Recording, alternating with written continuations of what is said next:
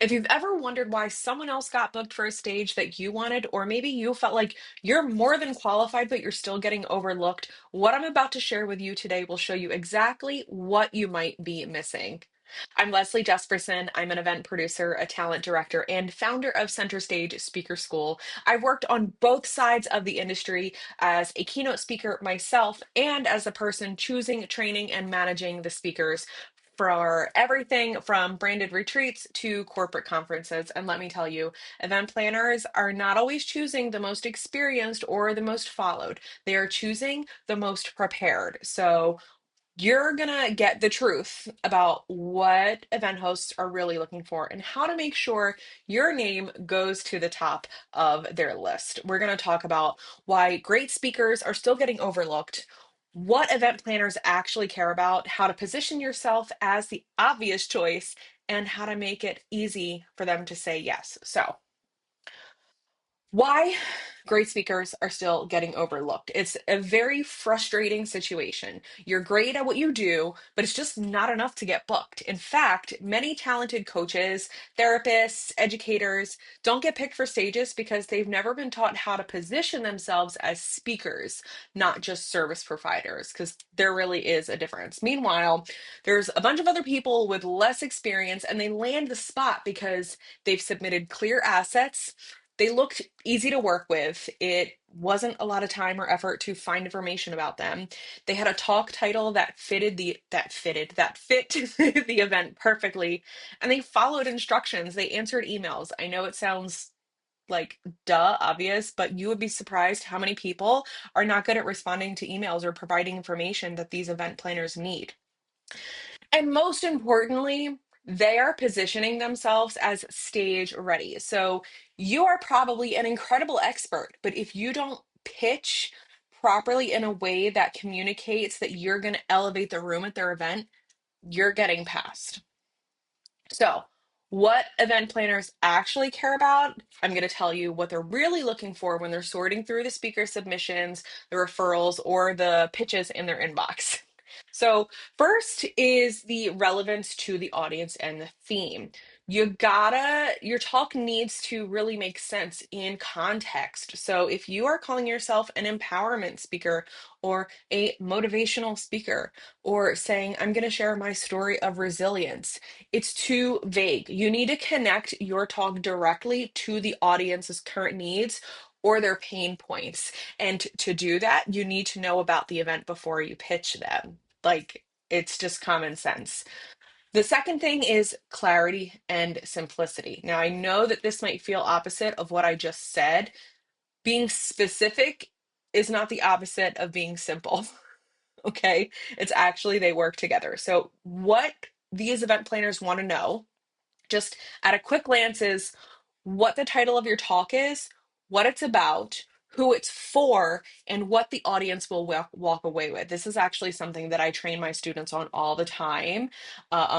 Is what are they going to walk away with? What is the transformation that they are going to experience? Not give a description of your talk. What is that takeaway? You just have to be super clear. The third thing is a professional presentation.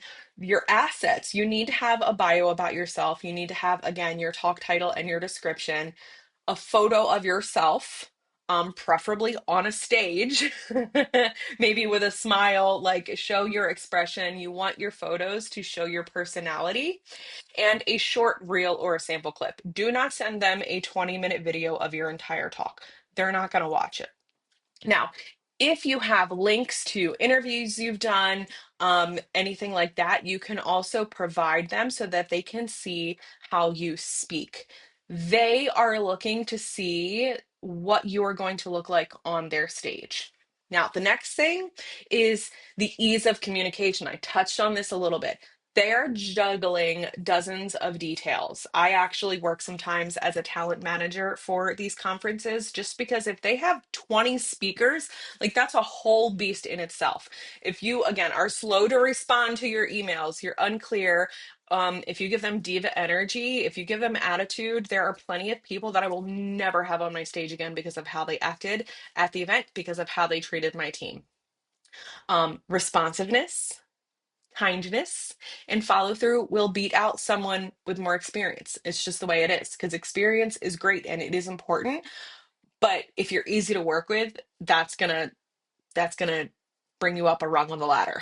So, how, Leslie, do I position myself as the obvious choice? Let me tell you, you don't need to wait your turn. You cannot sit there and say, "Hey, everybody, I'm a speaker. I'm looking for speaking opportunities," and just like wait for people to be like, "Actually, yes." No, you have to position yourself properly. So here's how. So you're going to create a strong signature talk that matches your audience's pain points.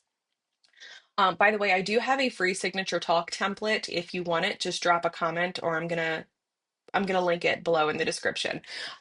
You also want to build like a one-sheeter or some kind of speaker page, a media kit that makes it easy for them to see your experience.